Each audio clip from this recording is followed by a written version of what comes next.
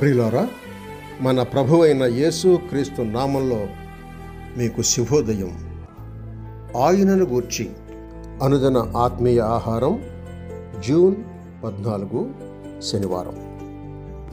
నేటి మన ధ్యాన లేఖనం తిమోతికి వ్రాసిన 2వ పత్రిక 2వ అధ్యాయం 10వ వచనం.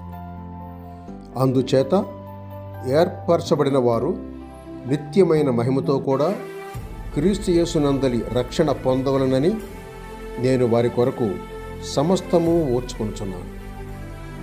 వ్యాఖ్యానాంశం: అంగీకారంలో రక్షణ, రక్షణలో నిర్ణయం. వ్యాఖ్యానాంశం: అంగీకారంలో రక్షణ, రక్షణలో నిర్ణయం. వ్యాఖ్యానం: ఆత్మరక్షణ ఎక్కడుంది? క్రీస్తు యేసునందే. అది ఎలాంటి రక్షణ? అది నిత్యమైన మహిమతో సమకూడింది. ఆరంభంలో కేవలం మహిమ లేకపోతేమి. రోమపత్రిక 3:23 చూడండి.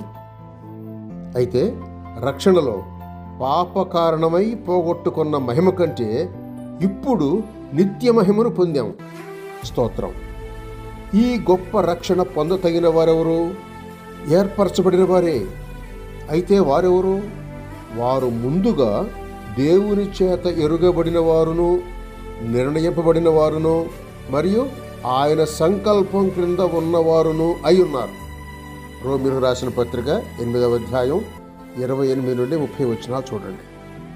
వారు జగత్తు పునాది వేయబడక మునిపే నిర్ణయింపబడిన వారు అని ఎఫెసీ పత్రిక 1వ అధ్యాయం 4-5-6 వచనాల్లో చూస్తున్నాం. అయితే అందరూ నిర్ణయింపబడలేదా?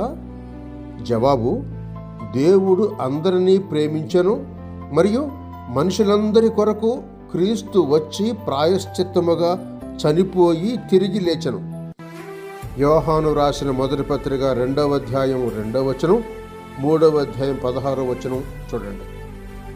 అయినను అందరూ నిత్య జీవమునకు నియమింపబడిరి అని వాక్యం చెప్పదు. అపొస్తలుల కార్యముల గ్రంథం 13వ అధ్యాయం 48వ వచనం దీనికి దీటు.